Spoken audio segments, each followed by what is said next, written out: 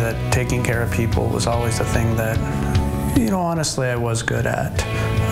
My whole family was geared towards sort of stressful situations, disaster management, and my job certainly was all that. But I think at the core, or the basic of my entrance into medicine, it was taking care of people in really difficult situations. As I went through medicine, assuming I would be an emergency room physician because that's what ex-paramedics do, it was clear to me that this was an opportunity to sort of join the rest of my life to my intellectual life.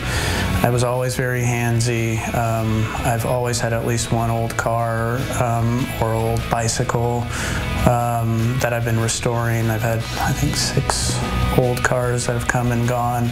And orthopedics was really that opportunity to join my hands and that feeling of craftsmanship with my love of taking care of people and medicine. So orthopedics was a natural conclusion, really the only thing that was, I think, left for me. I've always thought of both my wife and I as kind of old souls, and I think she has a value system much like mine. I grew up without a lot of means, but my parents were both hardworking, awesome people who really instilled, I think, simple values in me, and I think Lenka was raised with the same. We both have a love of old things. I think both of us appreciate the simplicity of things that have a lasting value.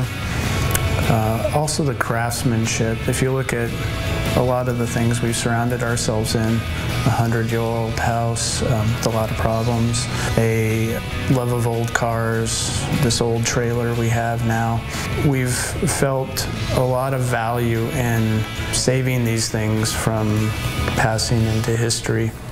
The University of Texas at San Antonio has not had a defined, consistent orthopedic spine service for quite a long time, actually. So coming here was an opportunity to be that person, to develop the service and develop into a academic tertiary hospital spine service, I think deserves to be, and that's the welcome mat for the worst of the worst, the most complex, the patients who often have been evaluated, rejected in some cases, but we'll never neglect or turn away the most difficult patients because somebody has to want to focus on those issues. There are patients out there that badly need a champion or badly need somebody to be in their corner.